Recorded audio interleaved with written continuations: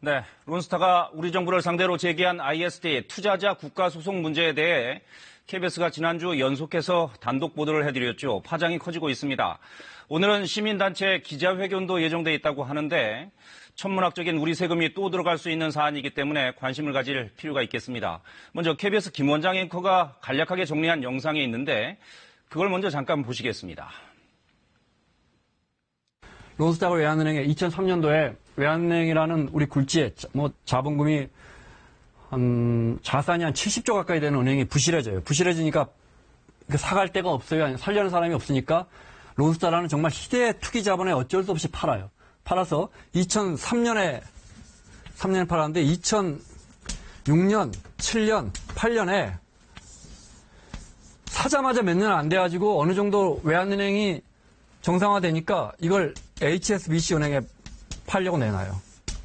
그 뒤에 또 안 되니까 2010년에 한국의 하나은행에 팔려고 내놔서 2010년에 팔아요. 외환은행을. 그래서 4조 6천억 원이나 챙기고 떠난 론스타의 희대의 먹튀 사건이에요. 네. 이렇게 해서 문제가 끝난 줄 알았는데 그게 아니었습니다. 론스타가 우리 정부에 다시 5조 원대 손해배상을 하라고 소송을 제기했기 때문인데요. 자세히 짚어보겠습니다. 국제통상 전문 변호사시죠. 송기호 변호사 모셨습니다. 어서 오십시오. 네, 안녕하세요. 자, 먼저 5조 원대 투자자 국가소송 ISD 이거 론스타가 언제 제기한 겁니까? 아까 김 원장 앵커 화면에 나왔습니다만 4조 6천억 원의 이익을 실현하고 이제 떠난 게 2012년 1월이고요. 네. 떠나자마자 2012년 5월에 예. 소를 제기했습니다.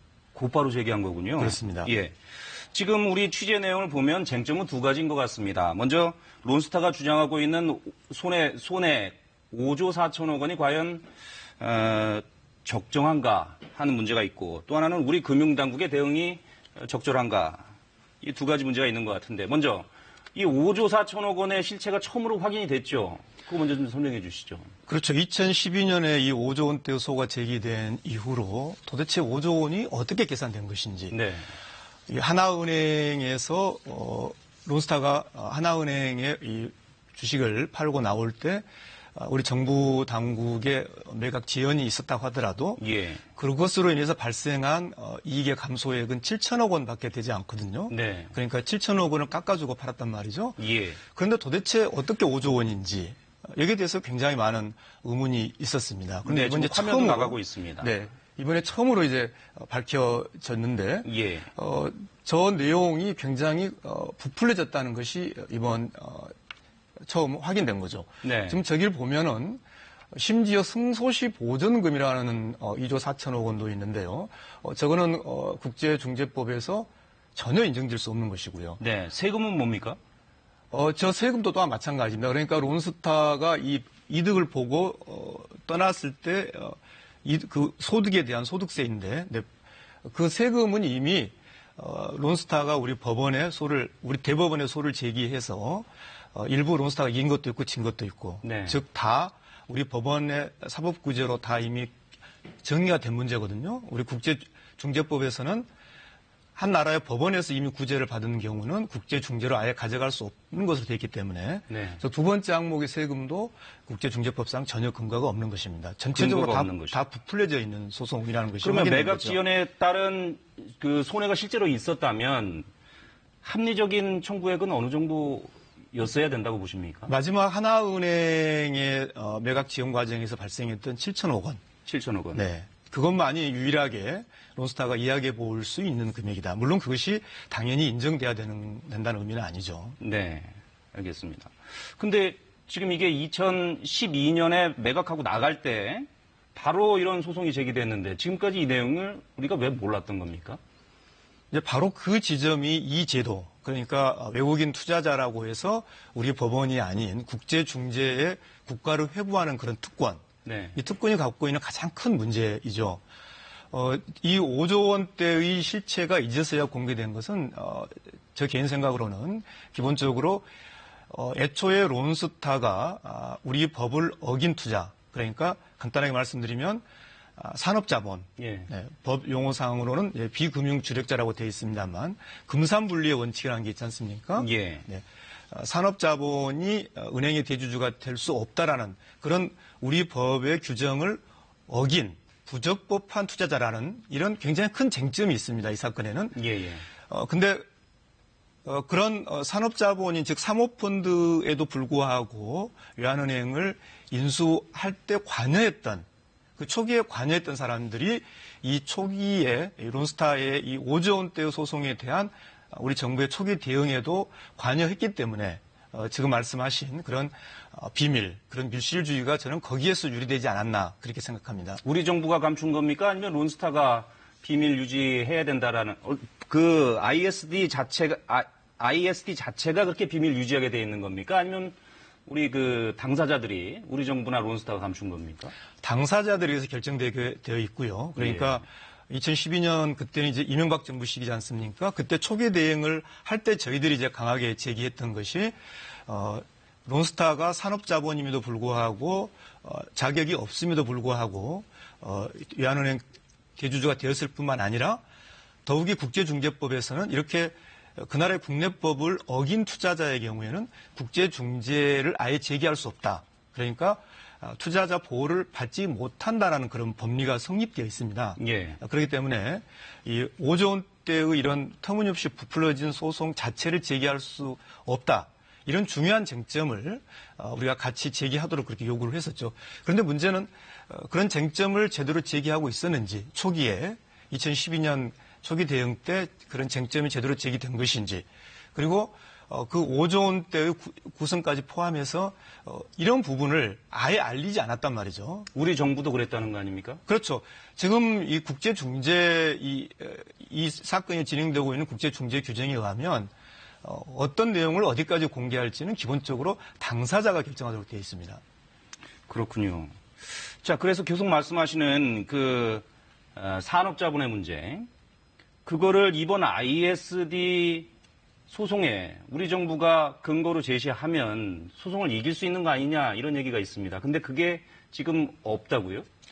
그렇죠. 이번에 KBS가 제기한 그 내용이 변론의 모든 서면이 다 제출된 건 아닙니다. 그러나 굉장히 초기 단계에서 굉장히 결정적으로 중요한 서면들이거든요. 왜냐하면 소송이라는 것은 처음에 어떤 큰 틀, 어떤 전략을 짜느냐가 굉장히 중요하지 않습니까? 중요하거든요. 그런데 비록 일부만 공개됐지만 굉장히 큰 의미를 가지고 있는 이번 서면을 보면 그렇게 핵심적인 쟁점에 대해서 초기 대응을 할 때 대응하지 않았을 뿐만 아니라 또 그러한 대응을 포기한 것으로 그렇게 확인이 되기 때문에 그런 점이 시급히 보완돼야 된다. 그런 내용을 꼭 좀 말씀드리고 싶습니다. 지금 론스타가 산업자본임에도 불구하고 그런 결정적 증거를 우리 정부가 스스로 포기한 게 아니냐 그 말씀이신데 론스타가 산업자본이라는 사실은 이 그 소송이 계속 진행되는 동안 정부가 알고 있었던 건 확실한 겁니까? 2012년 이후 소송이 진행되는 동안뿐만 아니라 애초에 론스타가 4조 6천억 원의 차익을 실현했던 그 과정 2003년부터 2012년까지의 이 과정을 다시 돌아보면은요. 이미 론스타가 일본의 골프장을 소유하고 있었고 또 그렇기 때문에 우리 법상 산업자본으로 분류돼야 된다. 그런 자료가 이미 2008년에 과거 정부 시절에 2008년에 금융당국에 제출이 됐고요. 또 이번 소송에서 우리 정부가 낸 자료를 보면은 산업자본을 뒷받침하는 그런 증거가 있음에도 불구하고 우리 당시 2012년 때는 론스타 요구를 들어주었다. 그런 표현도 있거든요. 그러니까 론스타 요구를 들어줬다. 예, 이번 소송에도 알고 있을 뿐만 아니라 애초에 론스타의 차익이 실현될 때 그때도 이미 당시에 금융당국이 알고 있었다라고 봅니다. 네. 그러면 그때 당시에 적절한 어떤 조치가 그러니까 2012년이죠. 하나은행에 외환은행을 매각하고 나갈 때 차익을 실현할 때 4조 6천억 원이죠. 그때 이미 어떤 조치가 필요했던 게 아니냐 이렇게 생각해 볼 수 있는 거 아닙니까? 그렇죠. 이번 보도가 갖는 큰 의미 중에 하나인 것이죠. 그러니까 우선은 이번 5조 원대 소송, 이게 이제 국가 예산이 걸려있는 소송이기 때문에 이 소송에 제대로 대응해야 한다는 점. 또 당시에 왜 그렇게 4조 6천억 원이라는 그런 국부가 유출되도록 제대로 대응을 못했는가 이런 부분도 꼭 짚어봐야 되는 부분입니다. 참 이해가 잘 안 되는 부분이 좀 있습니다. 우리 정부가 왜 그럴까요? 그 부분을 추가적으로 밝히기 위해서 우선 이 5조 원대 소송에 잘 대응하는 것이 지금 당면 과제이기도 합니다만, 네. 그래서 시민사회단체에서 국회 조사도 요구하고 또 특히 이제 이 제도의 가장 근본적인 문제, 그러니까 단순히 외국인 투자자, 더구나 이 사모펀드가 국내에 들어와서 어떤 공장을 짓고 고용을 창출한 것도 아니지 않습니까? 네. 이런 외국인 투자자라는 이유로 우리 법원에서의 어떤 사법 절차가 아니라 국제중재 회부에서 이렇게 밀실로 진행하는 이 특권, 이것을 없애야 된다. 네. 이런 논의도 지금 진행하고 있습니다. 정부가 그 입장을 내놓은 게 있는데 간단하게 자료가 준비되어 있죠. 잠깐 좀 보겠습니다. 자, 정부가 해명 자료를 좀 내놨는데요. 정부는 론스타 ISD 사건에 최선을 다해서 대응하고 있다. 요렇게만 지금 입장을 밝히고 있습니다. 금방 말씀하신 어떤 산업자본의 문제 또는 왜 처음부터 이게 비밀 유지가 돼 있었는지, 비밀 유지에 동의해 줬는지 이거에 대해서는 내용이 없고 비밀 유지 의무가 있어서 이를 확인해 드리기 어렵다. 모두 종료된 뒤에 정보를 공개하겠다. 이렇게 얘기를 하고 있습니다. 자, 잠시 후에 4시에 기자회견이 있다고요. 어떤 내용 가지고 기자회견 하십니까? 지금 이제 방금 대응도 나왔습니다만 애초에 이 잘못 짜여진 초기 대응, 그러니까 과거 정부에서 잘못 짜여진 초기 대응에 대한 지금의 어떤 보완, 지금의 개선으로서는 좀 부족하다고 생각합니다. 네. 그러니까 단순히 지금 잘하고 있다. 물론 잘 준비하고 있겠죠. 그렇지만은 가장 중요한 쟁점인 이 산업자본의 쟁점이 왜 제기되지 않았는지 또 지금이라도 지금 제기할 수 있거든요. 그런 좀 구체적인 보완이나 개선이 필요하다고 보고요.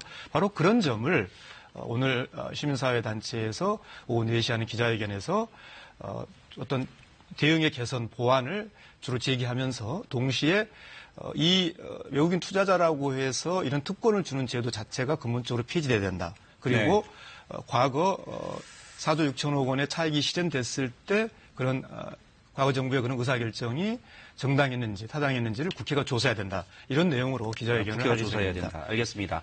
정리하겠습니다. 론스타가 우리 정부를 향해서 터무니없는 손해배상액을 요구하는 소송을 제기했고 우리 정부는 이에 대해서 결정적인 증거를 가지고도 포기한 것 같다. 이런 의혹을 제기하신 거고요. 앞으로 이 문제는 좀 명백히 진상이 규명돼야 되겠습니다. 저희 KBS도 끝까지 지켜보겠습니다. 오늘 말씀 잘 들었습니다. 네, 감사합니다.